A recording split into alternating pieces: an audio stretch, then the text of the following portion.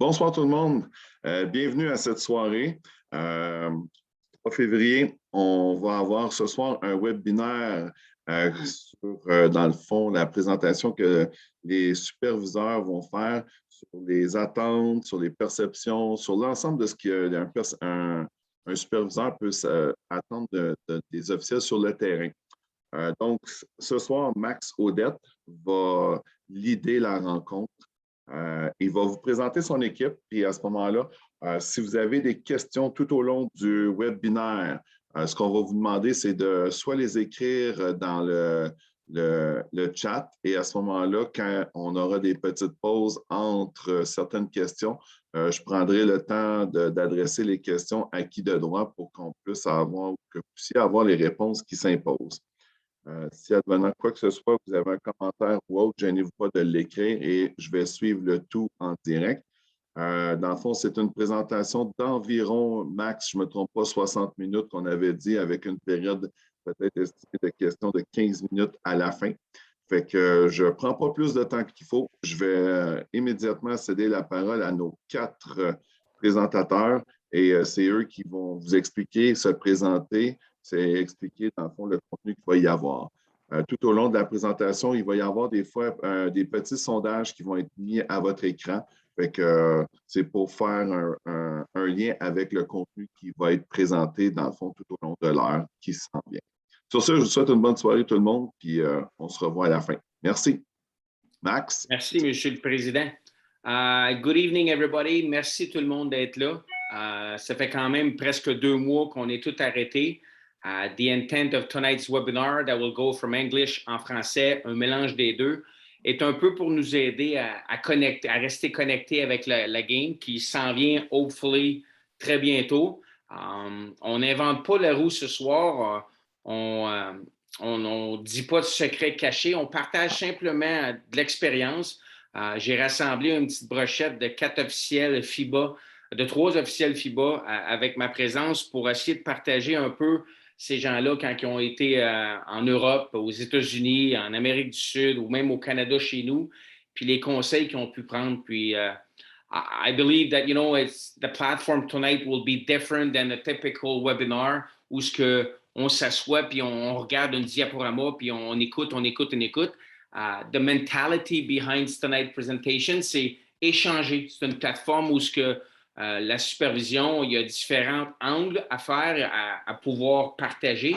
Puis, une angle n'est pas la réponse unique. So, it's important that qu'est-ce qu'on peut vous partager ce soir, vous le prenez puis vous le mettez si vous pensez que c'est bon pour vous, mais ce n'est pas la vérité ultime.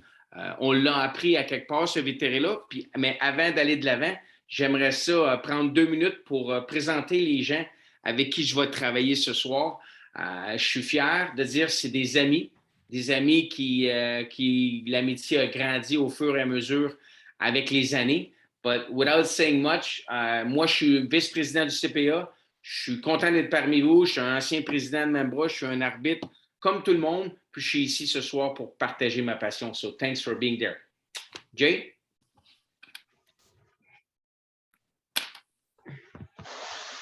Hi, Jason Steele from Membra. FIBA referee, CBL referee, and I forget what else you had put on the on the flyer, but that's it. Happy to be here, and let's have some fun. Nate? Yeah, okay, I'll jump in next. Good evening, everyone. Salut tout le monde. Glad to be here. Thanks for having me. Formerly of Quebec, so a lot of the people I'm seeing on the chat, it's good to see your names again. Now in Toronto officiating, FIBA official since 2012. Locally, I've worked everything under the sun, and just here to share with everyone today. So thanks again for having me. Wasim. Bonjour tout le monde. I'll try my best. Originally from Ottawa, and really appreciate Max and Yen for having me here. Really grateful to be here and have spent some time with the Montreal officials at Mumbra as well back when I lived there. Currently living in Vancouver, British Columbia. FIBA referee, CBL and NCAA Division II as well. And looking forward to being here. Thank you, everyone. Good. So, Yann, if you want to put le webinaire sur le grand screen, s'il te plaît. Monsieur Charbonneau, thank you. La première chose que je voudrais partager ce soir avant qu'on commence à échanger des cues ou whatever, c'est la slide suivante, Yann. C'est que la beauté d'échanger en supervision, c'est que vous n'avez aucune idée, vous avez sûrement une idée, mais je vois des vétérans qui sont ici ce soir, puis échanger sur une perception, un angle, une façon de voir le match, c'est la beauté de superviser. Puis la plateforme ce soir, comme je disais tantôt, là, je vois beaucoup d'expérience à travers les gens qui participent sur le webinaire. Gênez-vous pas, s'il vous plaît, de lever la main avec votre petit bonhomme pour pouvoir partager votre take parce que c'est la vision que j'ai du webinaire ce soir. Puis, si on va à la prochaine flyer, là, Yann, s'il vous plaît, si tu veux avancer au prochain diaporama. Monsieur Charbonneau. Je voulais juste faire la notion qu'aujourd'hui, vous avez 4 présenteurs qui sont Waz, Nate, Jay puis moi, mais on les a pris à quelque part, ces concepts-là puis ces bases-là. Puis les John McDonough qui est décédé dernièrement, ou les DL, les Brière, les Os, les Marion, les Holmesy, les Parletti, puis je ne veux pas oublier quelqu'un, c'est des gens qui ont travaillé sur une fondation, qui ont partagé leur savoir, puis nous autres, on essaie de faire le même exercice ce soir. Il ne faut jamais oublier nos racines parce que la roue tourne, puis il y a différents angles à la roue, puis un moment donné, la roue, c'est vous autres qui allez être dans ces souliers-là. Puis Einstein, il a dit « Once you stop learning, you start dying ». C'est tellement vrai. Puis la game, elle change. Nous autres, on change. Mais c'est important de prendre notre rôle au sérieux. Puis je pense que ce soir, quand vous voyez autant de vétérans qui sont là pour juste participer, pour écouter, c'est la preuve elle-même que c'est une roue qui tourne et qu'il ne faut pas oublier nos racines. So it leads us to the first question of tonight, and I'm going to let our president announce it. La première question de la soirée, c'est quelles qualités sont les plus importantes durant un pre-game? Donc, je vais partir un petit questionnaire et à ce moment-là, vous allez pouvoir, attendez une minute, il faut juste que je reparte.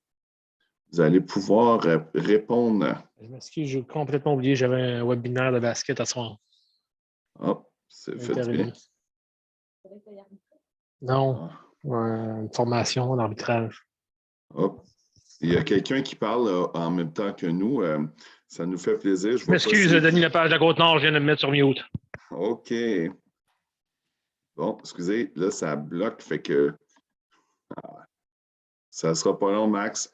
Il n'y a pas trop d'écoute. Dans le fond, ce qu'on voulait partager, c'était de quelle est la qualité ou les qualités les plus importantes dans un pre-game comme un officiel qu'un observateur aurait comme attente. So, if Nate, for example, you want to answer that one to start and break the ice, what would be your key element in the pregame for an official for you? So during a pregame, the most important thing, whether you're in a crew of 2 or 3, is to ensure everyone's included. You don't want to be left out. I don't see pre-games as being a top-down or a crew chief-led initiative. It should really be a discussion. All members of the team, essentially we are a team, need to be on the same page. Faut qu'on partage, faut qu'on s'il y a de quoi qui tombe sur notre cœur, là, faut le dire. Le pre-game, c'est là pour ça. Share it with everyone. Yeah, but in the end, we're a team, so there's no point in keeping it. Thank you. Peut-être que les gens peuvent répondre. Comment on a le temps de répondre pour Yann pour le survey? Il n'y a pas de temps. Je vais attendre que, dans le fond, de voir que les gens répondent. Je me fie que présentement, on est, quand je regarde, on est 51 participants. Fait que quand je vais voir que le nombre de participants est très près, je vais arrêter à ce moment-là le petit sondage. Bien, je vais inviter d'abord les gens à répondre tout de suite pour qu'on puisse analyser les réponses en premier, puis après ça, continuer avec les takes de chaque observateur pour cette question-là.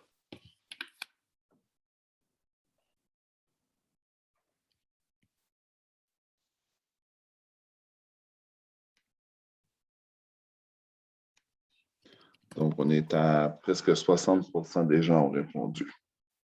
Je donne peut-être un autre 5-10 secondes.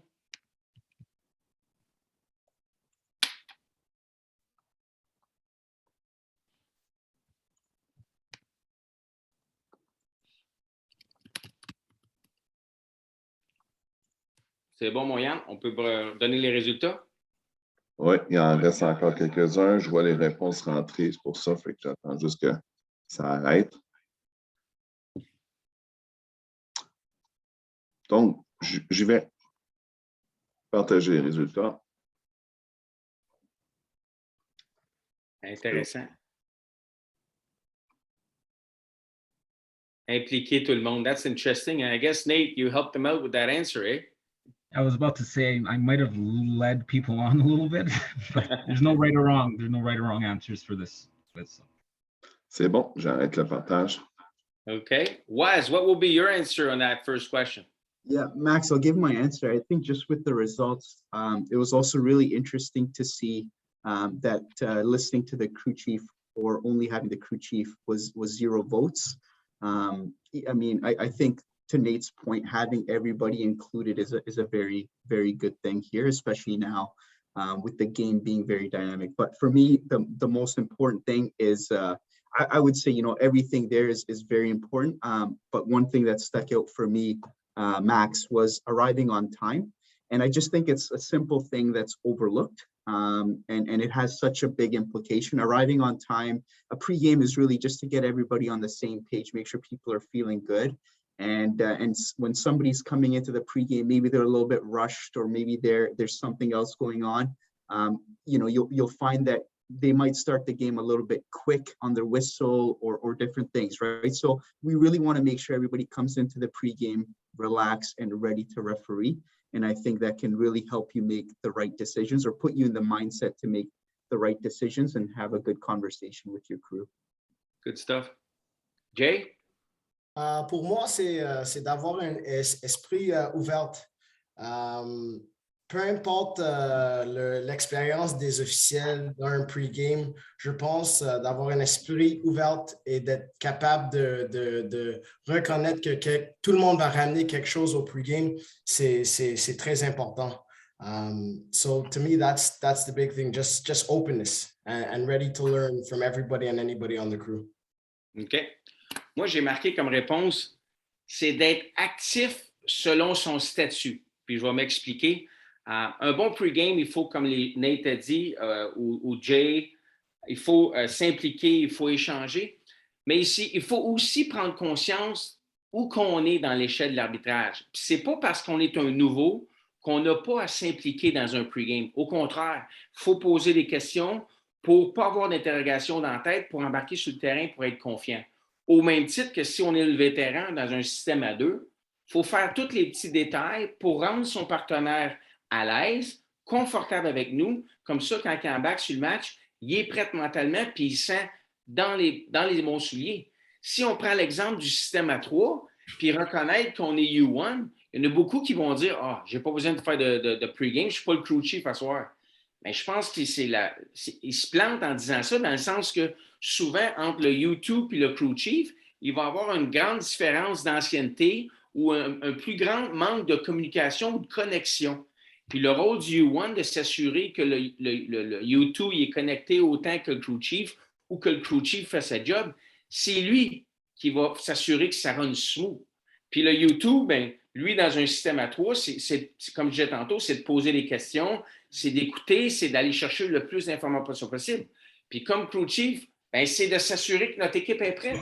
Fait que selon notre statut, crew chief, U1, U2, système à 3, ou système à 2, crew chief, ou referee ou U1, ben, on a tout un rôle à jouer, mais il faut le jouer actif. Ça serait ma réponse que je donnerais là-dedans, puis pas d'être passif.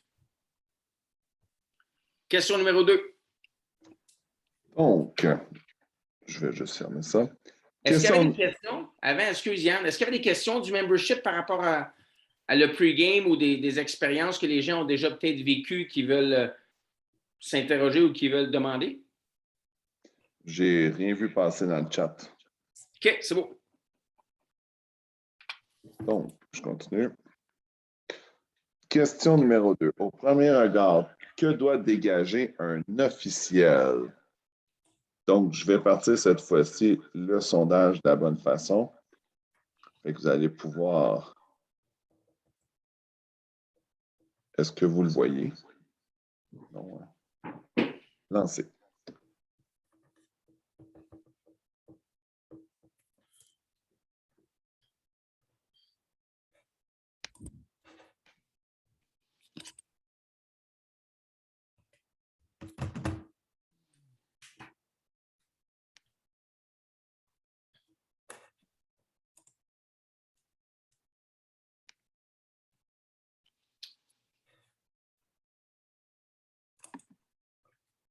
C'est bon, Yann, on a des réponses?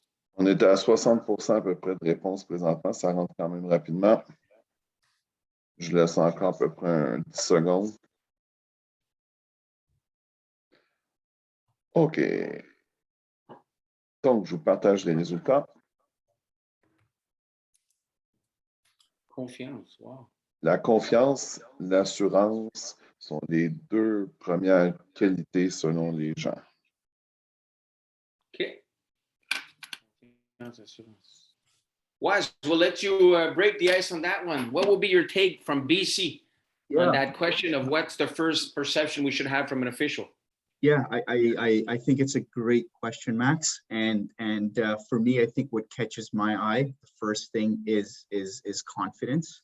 I think it's all about how an official looks and perceives things, like looking people in the eye contact, and all the nonverbal communication to me says a lot about the official, even before the ball is tossed up, what you see in warm-ups, and even before they blow their whistle. I think that says a lot. Fitness is very close because I think it's part of the overall package, but confidence to me trumps everything else.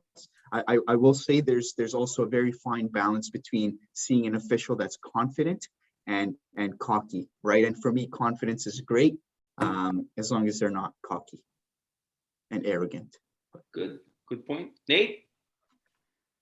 Yeah, I'll piggyback on that. La confiance, dès le moment que tu pars le locker room envers le gym, la confiance, ça se voit, le non-verbal, you know, everything by the way you're standing, you know, waiting for the game to begin. You know, if you're just standing there and you're nervous, again, Wasim said eye contact with people. You know, when you get out there, you know, show that you're confident. Warm up hard. When you go to the table, introduce yourself to people. Don't stay quiet. Like, those things, you'd be surprised. Coaches, players, they pick up on that instantaneously. A lot of it's nonverbal, and maybe sometimes we're not aware of how much of it's nonverbal. But again, like, yeah, confidence is definitely number one for me. Merci. Jay?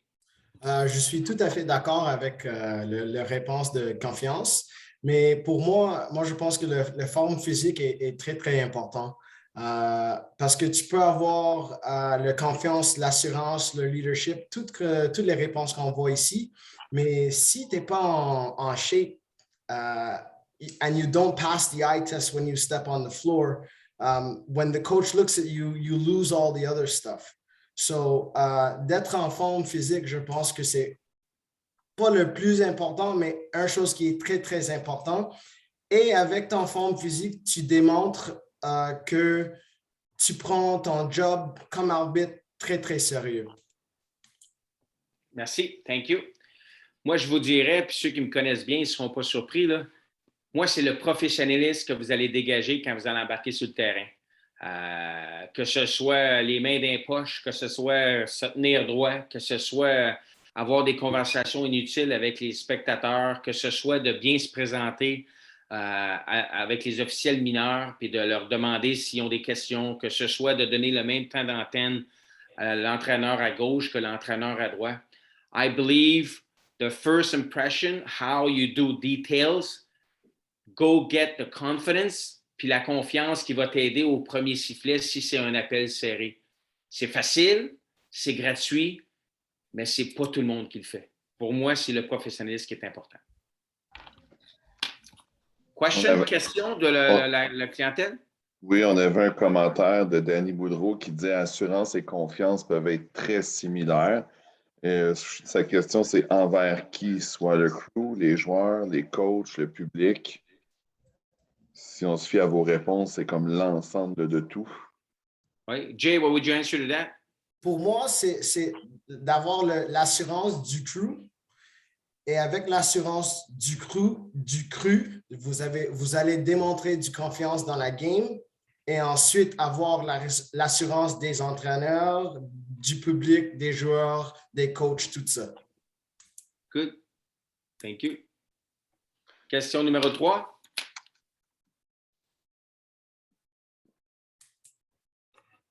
Question numéro 3. Donc, quelle est la qualité primordiale d'un officiel sur un terrain? Donc, je vais partir. Peut-être un 30 secondes seulement là, pour répondre aux questions, là, tout le monde.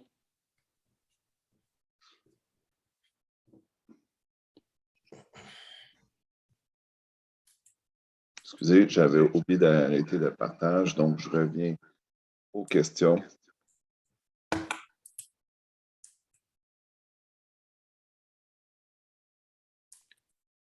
C'est parti.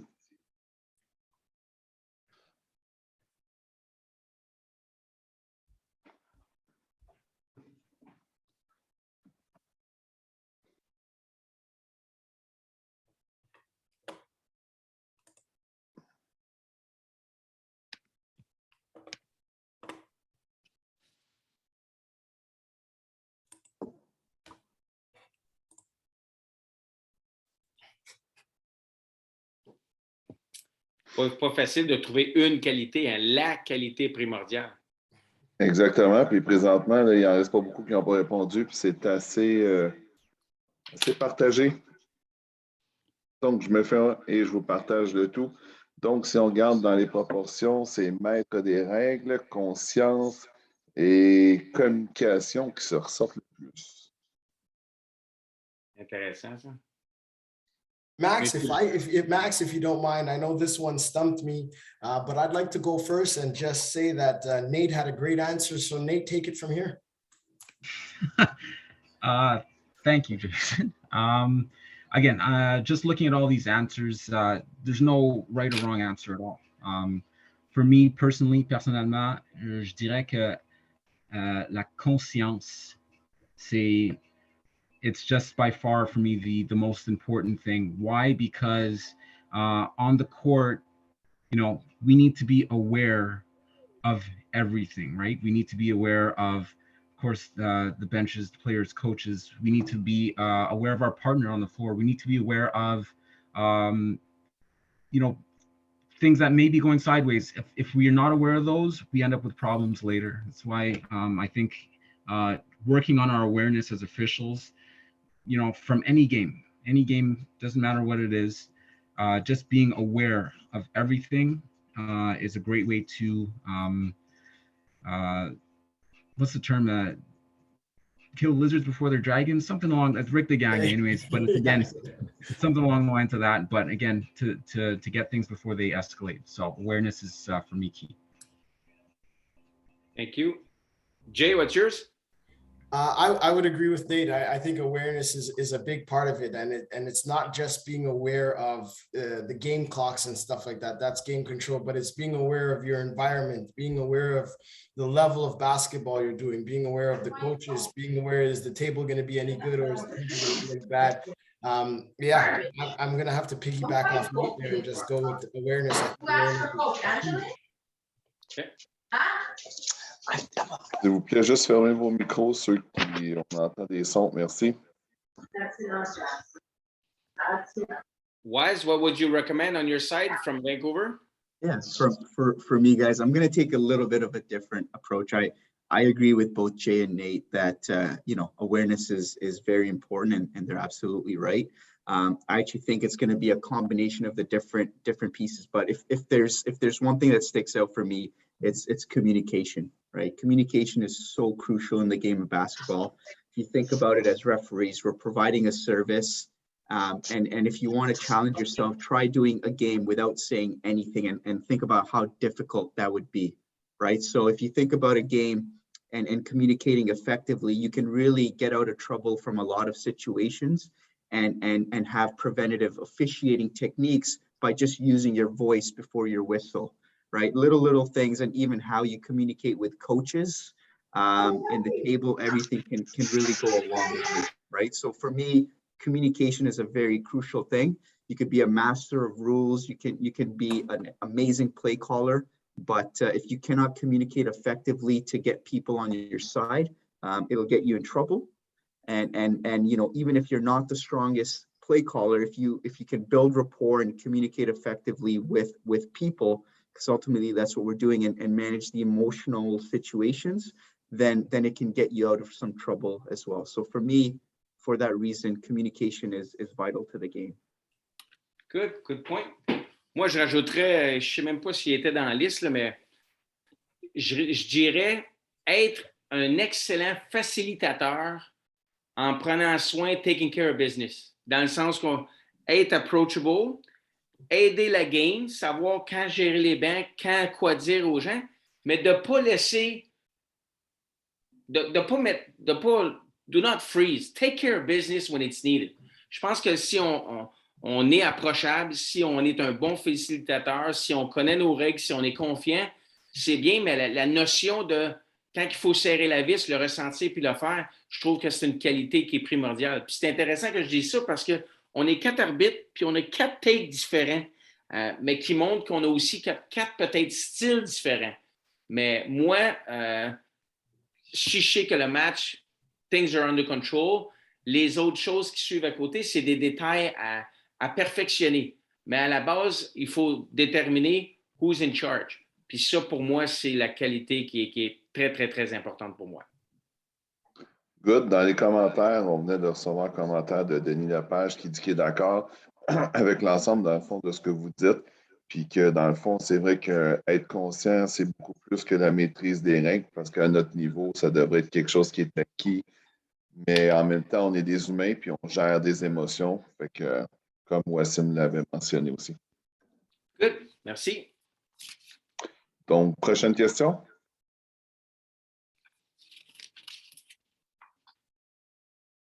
Ce sera pas long, il y a un délai. Donc, comment déceler un travail d'équipe sur le terrain? Question 4. C'est parti.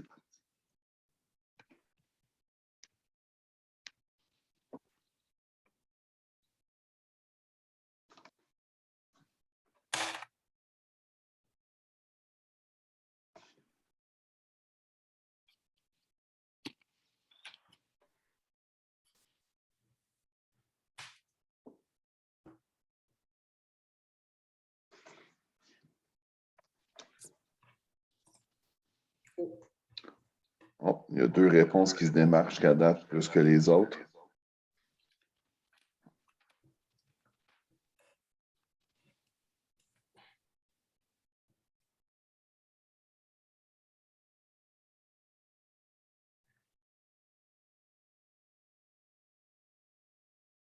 Donc, je vous partage le tout. Fait que les deux, dans le fond, comment connaître le travail d'une équipe sur le terrain, contact visuel, puis coopération et communication durant les ballons morts.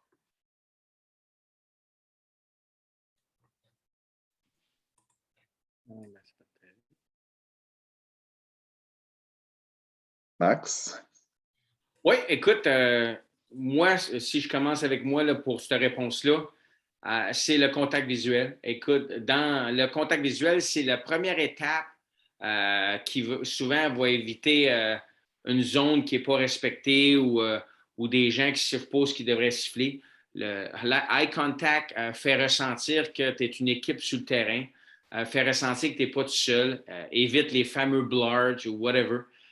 Puis s'il y a du eye contact, la confiance indirectement monte pour l'officiel qui sait qui se fait regarder ou qui regarde l'autre.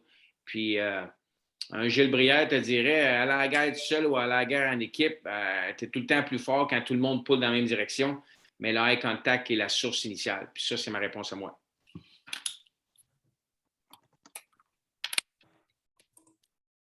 You good, Max? I'll jump in. Yeah.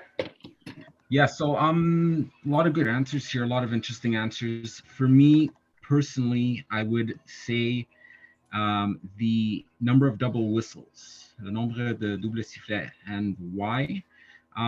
Just having watched crews, I guess, who I knew there was a lack of chemistry going into the game. It was very obvious on the floor when it came time to officiate the game. Not that there's anything wrong with double whistles, but when we're repeatedly having double whistles, it shows that the pregame probably could have been more in depth we probably didn't talk about some things going into the pregame, going into the game itself. And then on top of it too, when we do have those double whistles or several double whistles amongst a crew, you know, you can start to observe some body language issues, right? And again, we're on a basketball court, and that court's on a giant stage. So again, I think double whistles is something that's really telling, at least from my perspective, as to how in depth the pregame was and how the crew is working on the floor.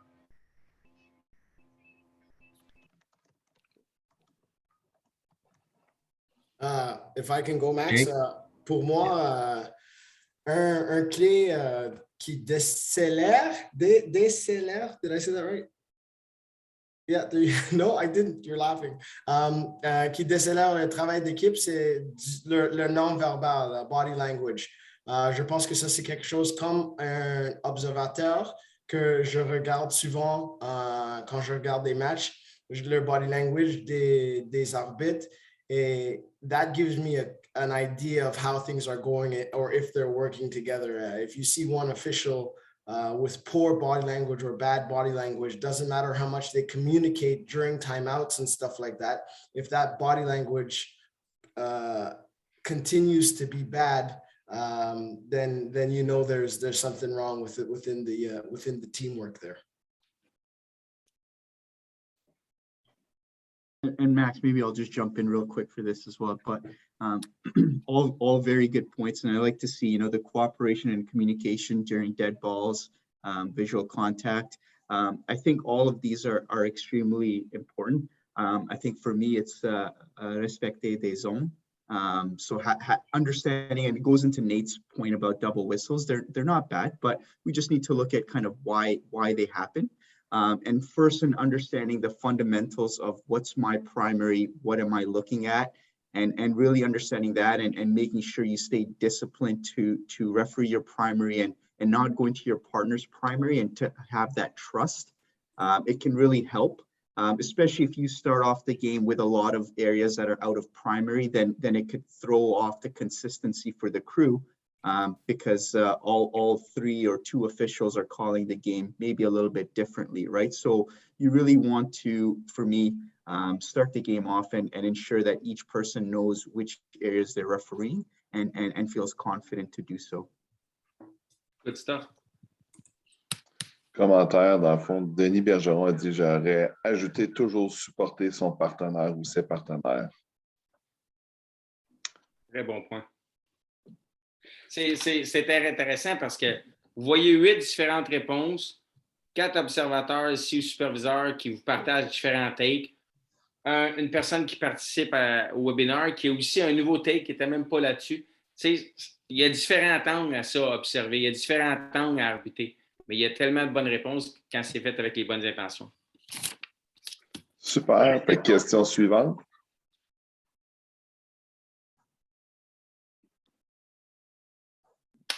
Donc, qu'est-ce qui irrite un observateur durant ses fonctions?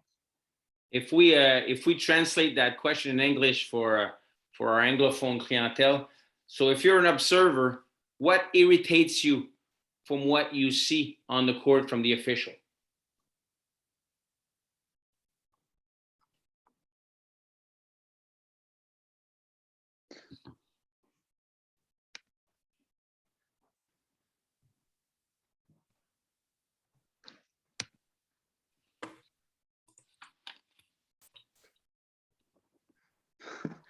Bon, je pense que présentement, il y a un fort consensus.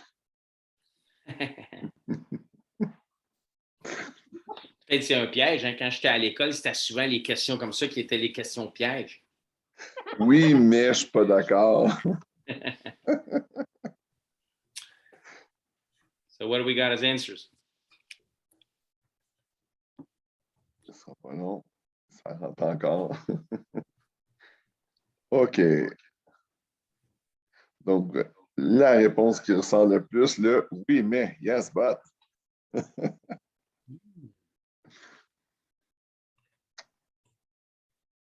C'est intéressant cette réponse-là because you would see it in a post game ou le partenaire le verrait, mais l'observateur ne le verrait peut-être pas durant le match.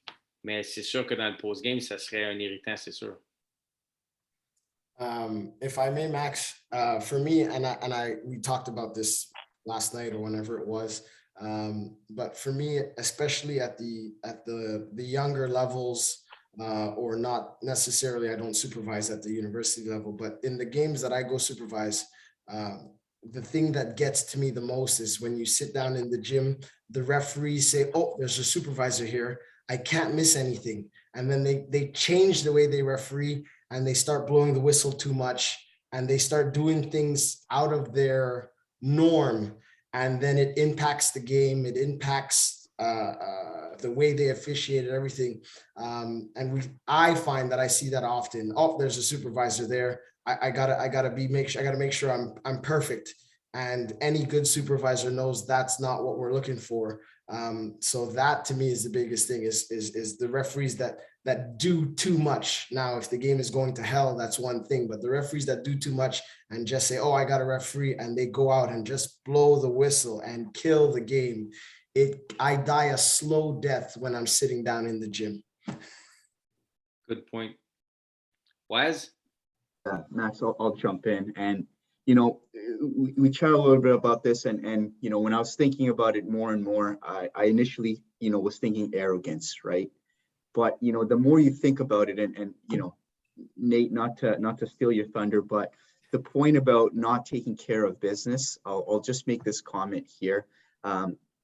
We don't get paid enough as referees to go home feeling bad, right? So when we're on the floor and we don't do what we're supposed to do and we let others, you know, walk all over us, it's not a good feeling for us, right?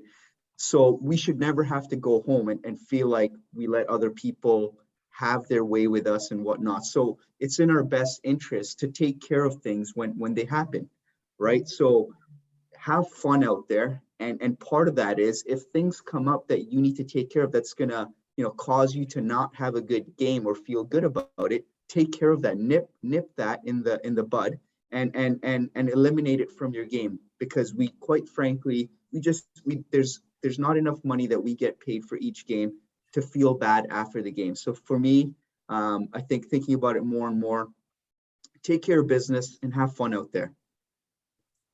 Good. Nate? Yeah, I will. I'll use a little bit of what Wasim said. There are two things actually. One of them, the first one is la paresse. It's just being lazy.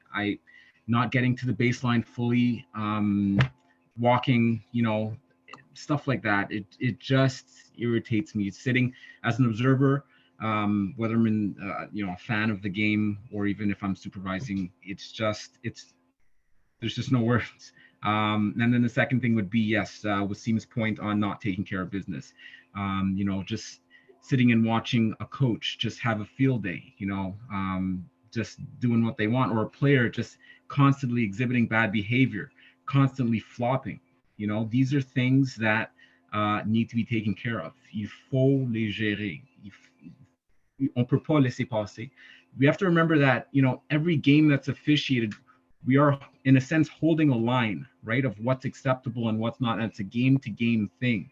So again, like when you know, whether it's a tournament or not, whether, you know, if it's a league game, you know, the league is refereed with certain standards, and we expect those standards to be taken care of from game to game. And then, you know, if I get onto a game and I'm seeing that, you know, all the hard work the other crews might have put in, you know, gets let down when, you know, officials don't take care of business. So again, those for me, two huge points that are definitely irritating.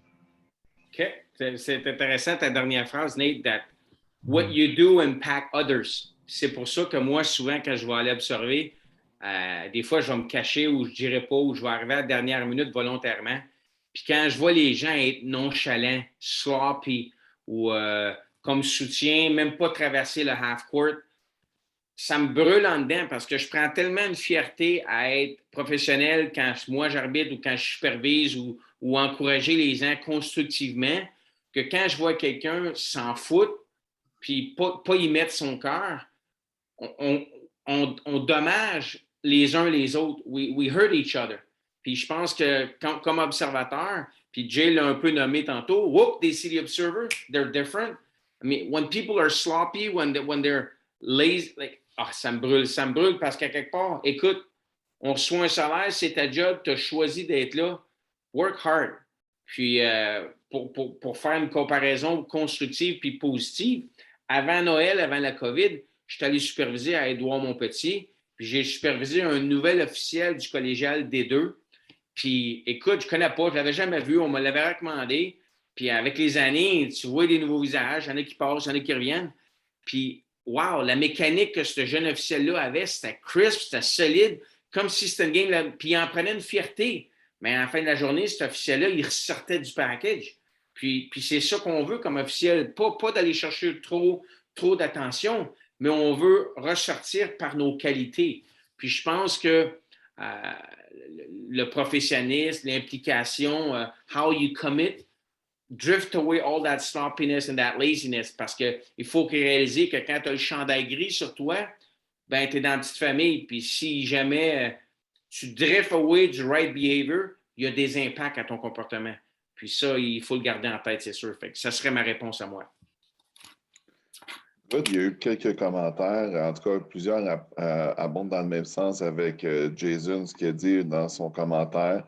Entre autres, il y a aussi Liliane qui a ajouté que lack of consistency, start the same and finish the same. C'est d'autres choses qui ressortaient. La morale de la partie, c'est dans le fond de just do the game. Ouais. Fait que c'est ça. Donc, en gros, c'est les commentaires qui viennent de ressortir. La prochaine petite étape dans la présentation ce soir, c'est de présenter une petite vidéo qui vient d'un camp CPA en 2017, je pense, ou 2016, je ne me souviens pas. Ça dure 2 petites minutes, on écoute ça. Puis on va revenir après. Je ne sais pas si ton son marche.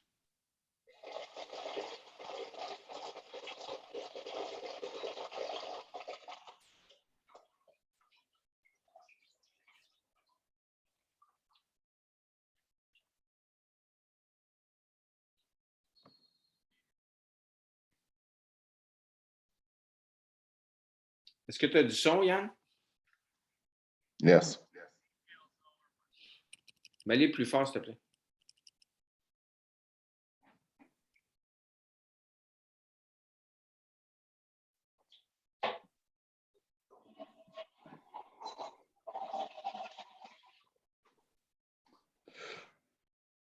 Moi, je n'ai pas de son qui marche.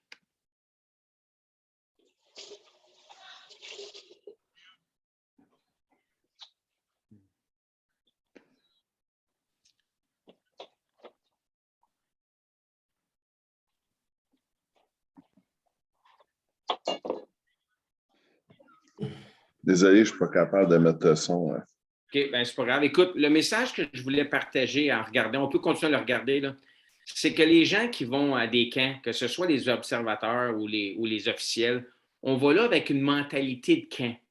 That means that you go to camp and you go there to share, you go there to learn, you go there to commit, to excel at what you do, at what you love. And often I find that as official, we should always go to a game, like if it's a camp game, where you want to do super well, that you want to impress people, that you want to take care of business. And I think that sometimes we drift away depending on the level of the game.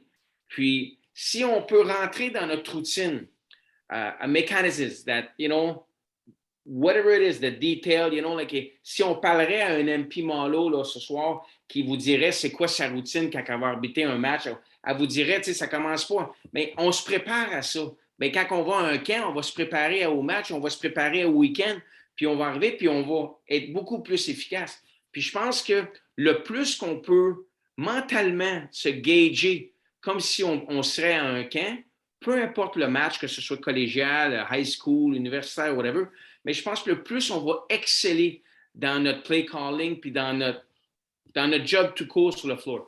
And I wish we could hear what they're saying, but the concept that they're sharing, it's exactly that. You know, it's to prep yourself mentally for what you need to do on the court, because what you display helps you, helps someone else, helps your partner, and helps the next crew that is coming up next.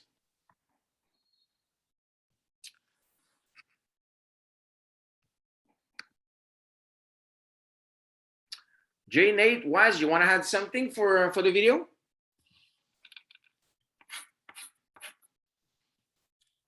No, I agree with you, Max. It's just having that open dialogue and that preparation.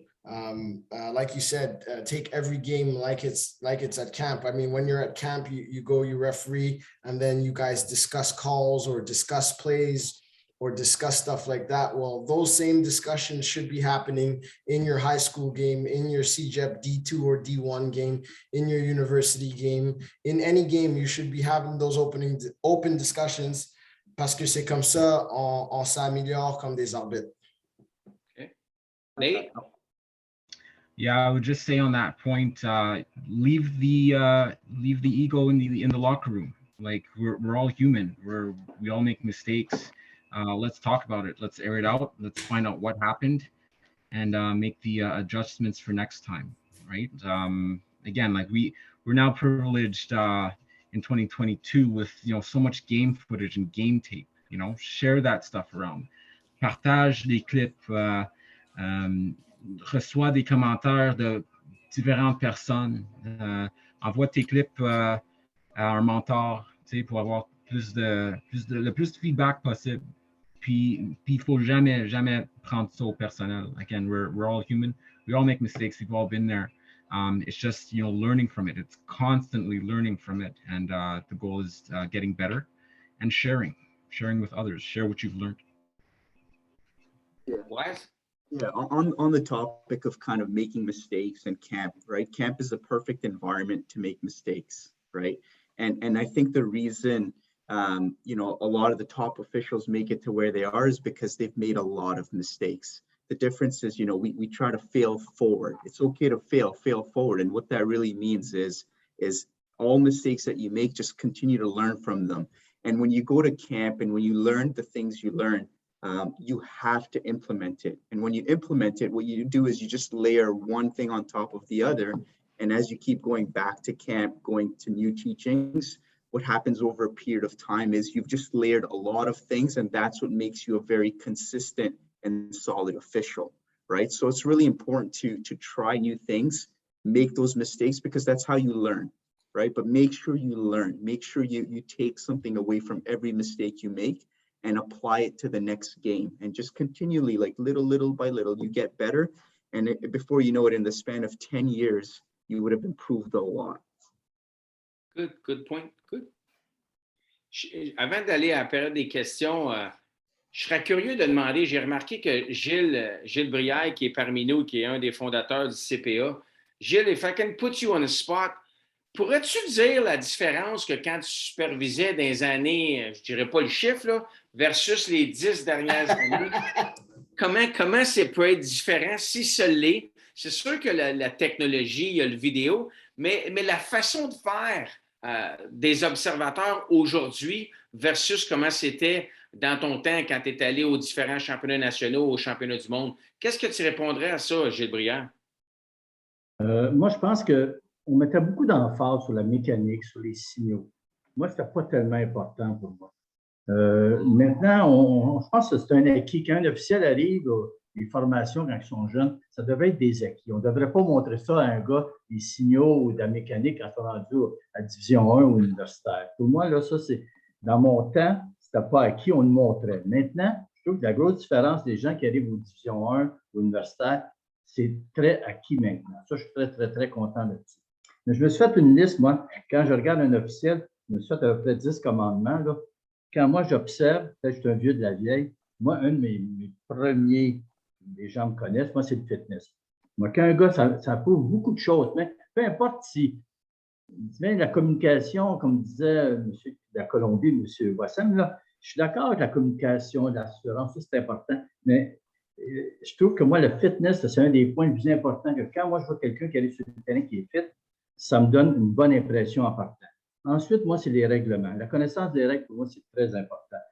S'il y a une erreur dans un game, même si tu communiques bien, tu fais bien des choses, tu es confiant, si tu ne sais pas tes règles, bonhomme, puis il arrive un problème dans le game, les gens vont se souvenir juste de ton erreur parce qu'il y a un règlement que tu ne connais pas. Et j'en connais beaucoup d'officiels qui ont eu des problèmes à cause d'un règlement, à cause d'une flèche qui n'a pas été changée de bord, à cause de quelque chose. Mais quand on parle d'awareness, je suis d'accord aussi, c'est une des choses que je regarde, la concentration, le positionnement, que j'ai marqué pour ça, la constance, éviter les injustices, mais manquer des sorties de balles, ça, c'est le positionnement. Tu ne devrais jamais manquer un positionnement, un backcourt, un bonus. Ça ne devrait jamais exister. Pour moi, ça, c'est bien important pour un officiel. D'autres choses qui sont très importantes, on l'a dit aussi, take care of business, game management, puis have fun aussi avec tes partenaires. Moi, ça, quand je regarde tout ça, ce scénario-là, ce portrait-là, quand un officiel me montre ça, puis les gens qui sont sur le comité en ce moment, c'est des gens qui ont ce bagage-là. Ça me fait plaisir. Puis les nouveaux officiels, c'est ça pour qu'ils travaillent, pour qu'un observateur qui les regarde, un évaluateur, soit content de la personne. Quand il le voit sur le terrain, c'est un bonbon quand il y a toutes ces qualités-là. Good. Merci, Jay. Parfait. If I push my luck, Mr. Omzi, I'm going to put you on the spot. What about you when you worked overseas? Like, would you say that there's a different take, or maybe Nate or Jay or Waz can chip in there if you have any answer? But do we do different things or differently our gigs here in Quebec, Canada versus when we go across either in the States or en Europe? Est-ce que les façons de faire, de superviser sont différentes? Est-ce qu'elles sont mieux? Est-ce qu'ils ont des outils de travail différents qu'on pourrait aller chercher? Share your take, please.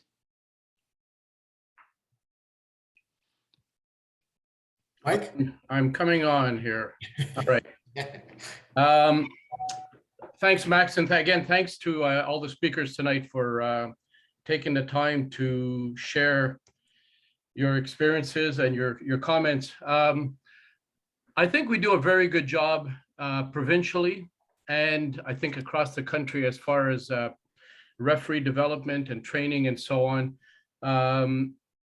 I don't think it's, I mean, the major thing that I see different internationally is, and this is something I think a lot of referees have to do more of, is take advantage of the technology that we have to make themselves better. And what I mean is that, you know, use videotape to look at yourself more than just watching the game itself. Just look at yourself, referee. And is that the image that you want to give to people when you referee, when you step on the court? And then you can break down tape and you can, you know, look at the games and see, you know, what you're doing right, what you're doing wrong.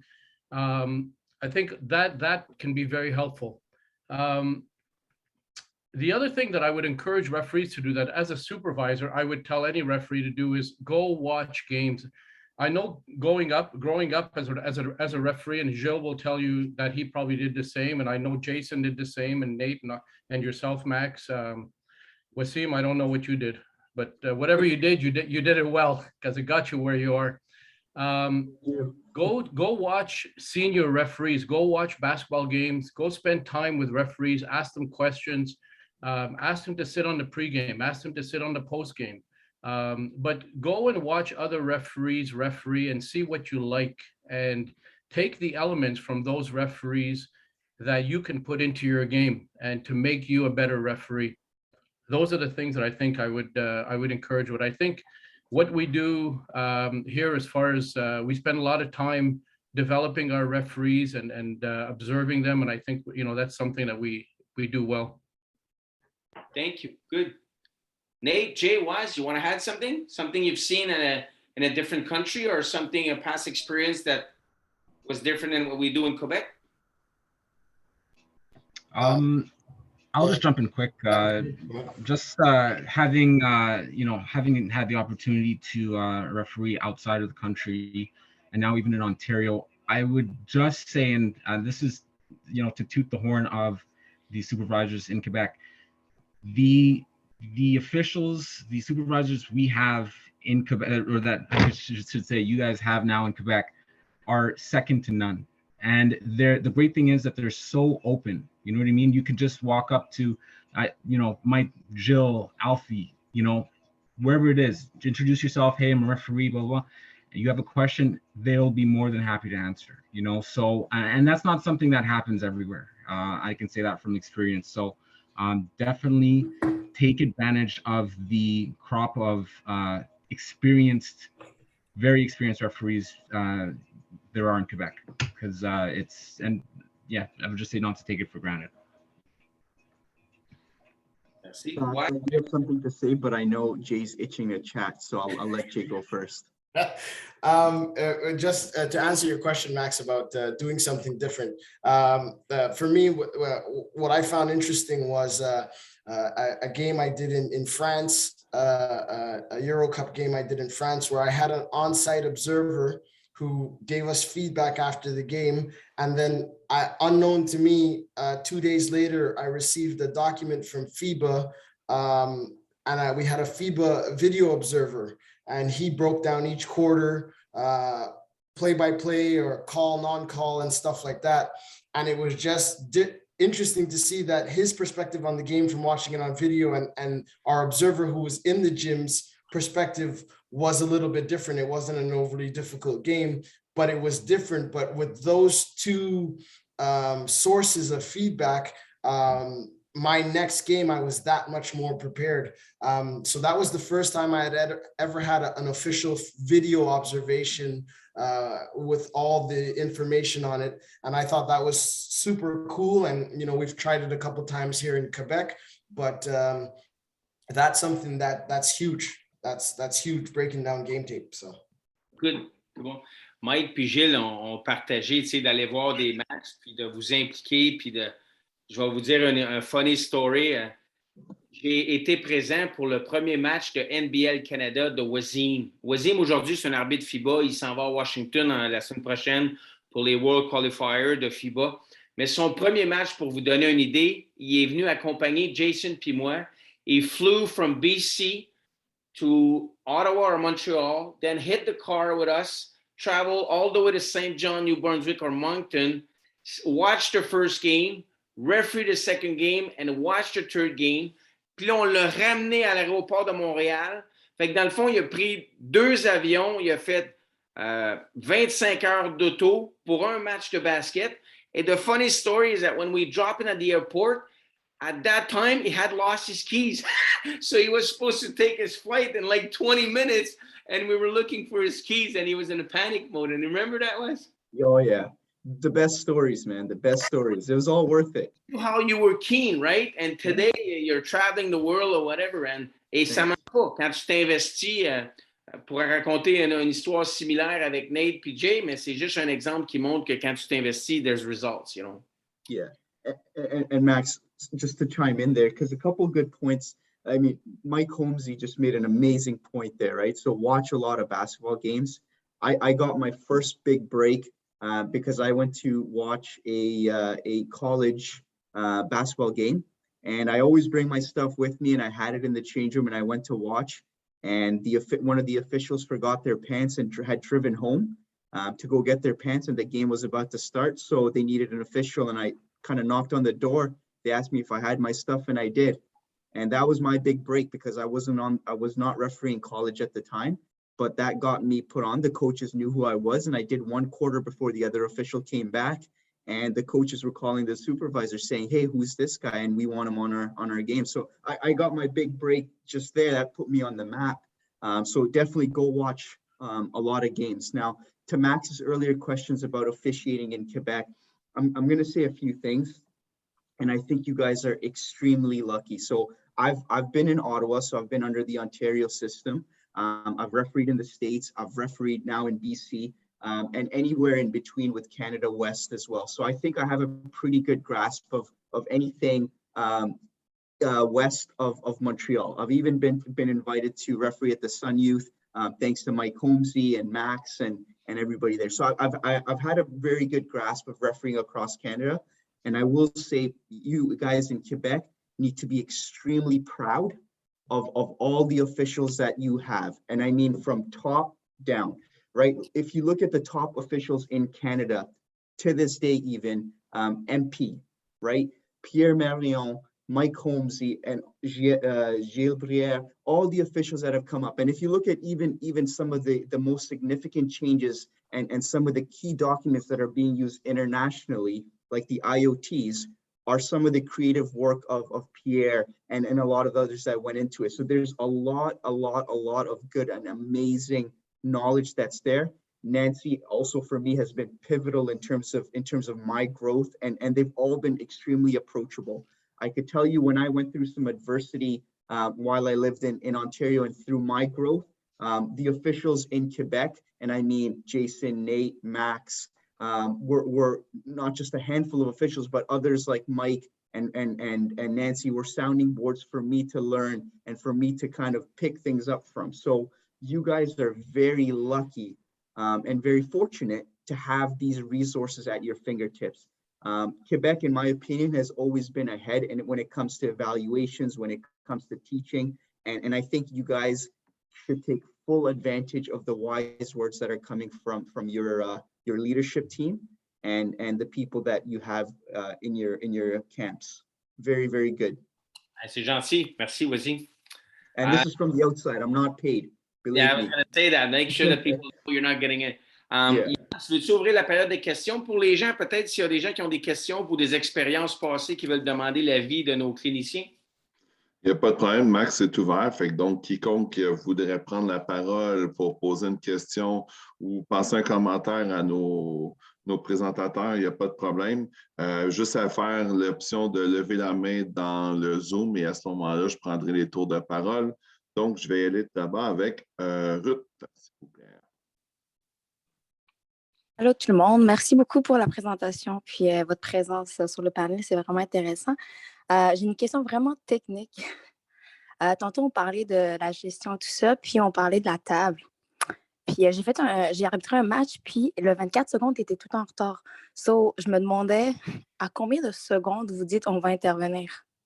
Et c'est vraiment technique comme question, ça dépend de la game, de la situation, mais comment vous faites pour savoir, OK, là, on va arrêter, on va siffler, on va arrêter le temps, puis on va parler à la table? Jay, you want to take it? Sure.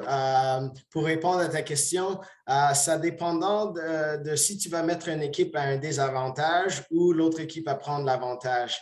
Tu peux toujours attendre 1 ou 2 secondes, mais être sûr que personne va être mis à un désavantage ou une équipe va pas gagner un avantage. Je te donne un exemple et c'est pas un règle, mais un règle, une priorité, quelque chose qu'on fait souvent, c'est si le 24 ne commence pas et on a une remise en jeu dans le backcourt, on doit attendre jusqu'à le ballon arrive au front court pour arrêter le temps et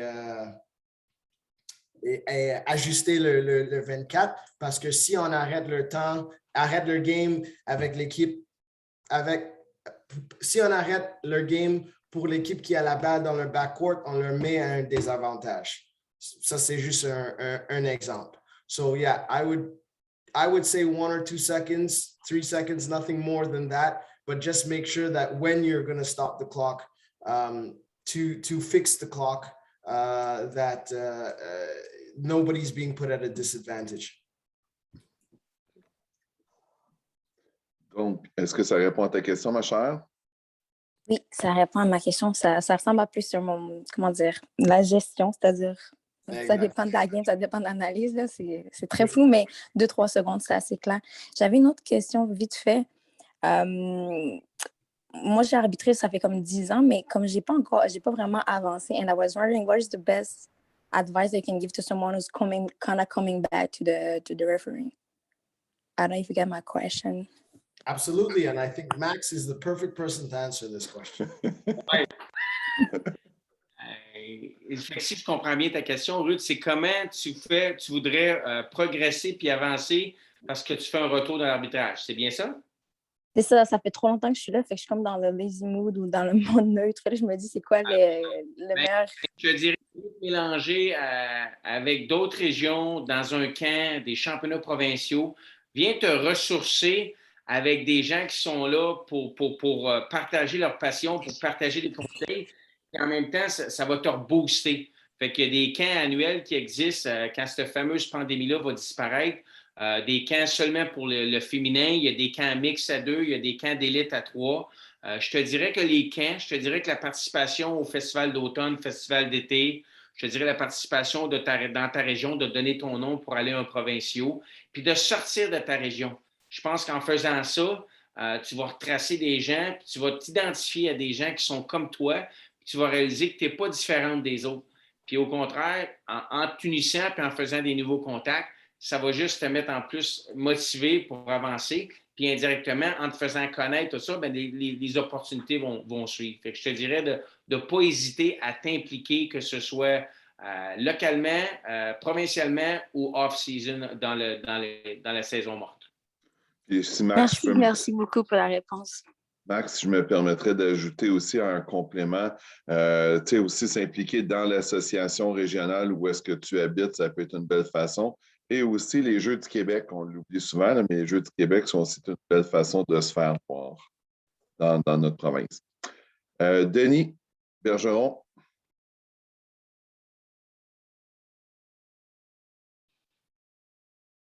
Tu es à mute, Denis. OK, m'entendez-vous? Yes. Oui.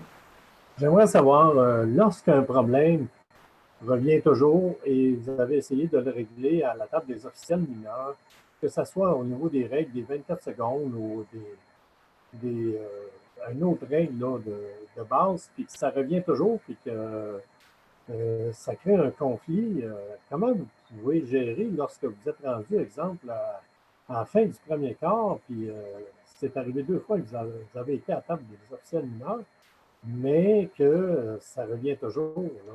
Moi, ma réponse, ça serait d'essayer de peut-être, je dirais, aller rencontrer les entraîneurs, d'expliquer un petit peu, écoute, on essaie de gérer, là, mais c'est des problèmes.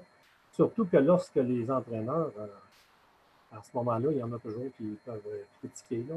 Je ne sais pas comment vous pouvez gérer lorsque ça arrive. Ça peut arriver, mais moi, je l'ai vécu souvent là, au niveau des officiels mineurs, souvent qui n'ont pas d'expérience. Nate, you want to lead it? Oui, dans le fond, si j'ai tout compris. Dans le fond, comme officiel, on va faire notre possible. On ne peut pas être sur le terrain et à la table mineure en même temps. S'il y a un problème, puis on essaie de régler durant le game, puis ça ne fonctionne pas, on rejoint les 2 entraîneurs, on leur explique qu'on fait notre possible pour le gérer. On parle certainement avec la table de marque aussi. Puis, oui, on fait notre possible. Y avait-il une situation en particulier dont tu parlais, Denis? Ben, là où que ça peut être difficile, c'est lorsque c'est des équipes de plus haut niveau, exemple, calibre 2A, division 1, là, je veux dire un juvénile, 2 bonnes équipes, là, puis c'est quand même du bon basketball, mais c'est souvent les gens, les entraîneurs vont critiquer surtout sur les 24 secondes qui ne sont pas respectées ou bien il restait peu de temps.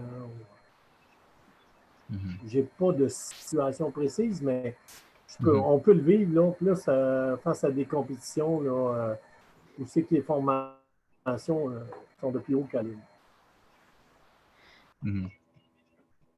Oui, je dirais juste que, écoute, c'est un match, c'est une game. On fait notre possible pour cette game. Pour la prochaine game, si jamais tu retournes au même gymnase, d'essayer d'avoir su qu'on a eu des problèmes la dernière fois. Avant le match commence la prochaine fois, de vraiment faire tout ce qu'il faut pour régler le problème. Parce que on veut tout ce qu'on veut, c'est un bon déroulement du match. On veut qu'aucune des 2 équipes soit pénalisée d'une façon ou une autre. Alors, ouais, parle-en avec ton partner, parle-en avec les coachs. Ouais, on n'est pas surhumain. We're just human, so on fait ce qu'on peut. Merci. Il n'y a pas d'autres questions ou commentaires. En tout cas, je ne vois pas personne qui a ajouté quoi que ce soit. Ah, oui, Jonathan Poilier. Oui, bonjour à tous. Merci pour la soirée, c'était le fun. Juste peut-être un petit commentaire concernant Gilles Brière, quand la question a été posée, genre, c'est quoi qui a changé il y a jadis versus aujourd'hui? Je pense que, tu sais, comme il disait, il y a jadis, c'était travailler plus la mécanique, la façon, exemple, d'être sur le terrain. Mais je pense aussi que ce qui a changé, c'est le nombre de matchs que les arbitres font maintenant versus peut-être là, 15 ans ou 20 ans. Je ne suis pas sûr qu'il y avait autant de matchs qu'il y a présentement. Peut-être que ça aussi, ça a un impact sur la supervision. Là. Bon point. Très bon point, Joe. Écoute, par contre, si on peut utiliser ce volume de match-là puis prendre notre travail au sérieux, ben, c'est des opportunités pour grandir plus rapidement puis faire, like a fast track comme CBOC ou Basketball Canada l'appellerait. Fait que c'est des opportunités que dans le temps, avec le système A2 au niveau élite, n'avait pas autant de matchs. Ben là, on a plusieurs opportunités. Fait que oui, c'est vrai que ça a un impact, mais c'est à nous de l'utiliser sur le bon bord. Il y a Chanaise. Oui, salut. Moi, j'avais une petite question. Quand que tu es rendu à un plus haut niveau parmi les tops, est-ce qu'il y a un moyen de te défier? Comme, est-ce que vous vous donnez des défis? Est-ce que vous compétitionnez entre vous?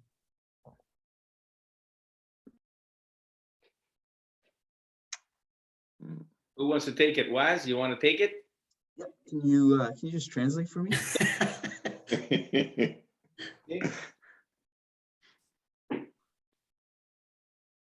So she asked once we get to the higher levels, do we set goals for ourselves, whether it be in the game or during the season, and is there any kind of competition amongst officials?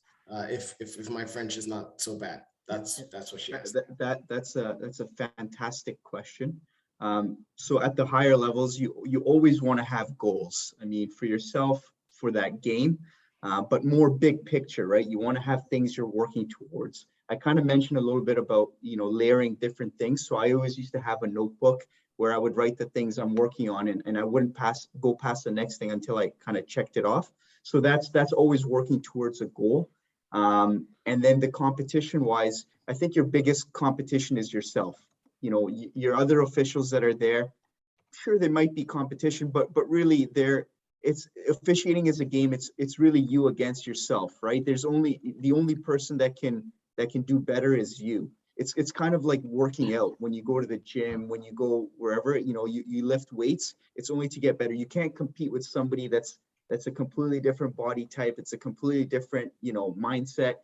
It's you against yourself, and you have to try to reach your potential. And then once you hit your potential, you have to try to extend that even more. So it's about your own internal goal setting and just pushing yourself more and more. Officiating is one of those things. There's always something to improve. So to Mike Holmesy's earlier point about watching tape and looking at yourself, that becomes a more a part of your repertoire, a habit that you have to develop to be critical of, to constantly improve. And at the higher level, it's about doing the little tiny things that make these, gradual improvements. So I hope that answers your question. It was a very good question. All right, thank you. Merci, gang. Comme je viens de l'écrire, on va terminer sur cette dernière réponse de Wassim. Je profite de l'occasion pour remercier nos 4 présentateurs, soit Wassim, Max, Jay et Nate. Superbe soirée, ça fait du bien. Même si on est en arrêt au niveau du basket, au moins de voir qu'on continue à s'impliquer pour garder cette passion-là active. On espère avoir des jours beaucoup plus positifs devant nous, puis retourner sur les terrains pour retourner faire ce qu'on aime le plus, c'est-à-dire arbitrer pour le plaisir de notre sport. S'il y avait quoi que ce soit, s'il y en a qui ont des questions ou autres, que ça leur viendrait plus tard, ne vous gênez pas pour nous les transmettre, puis à ce moment-là, on pourra les envoyer aux personnes concernées et à ce moment-là, ils pourront prendre le temps de vous répondre. Merci, gang. Ça a été plaisant de voir qu'on a été presque plus d'une cinquantaine à se connecter pour cette soirée-là. Fait que c'est vraiment plaisant d'avoir vu ça. Fait que sur ce, je vais vous souhaiter une bonne soirée à tous et à la prochaine. Merci, gang. Merci à tout le monde. Merci. Bonne nuit.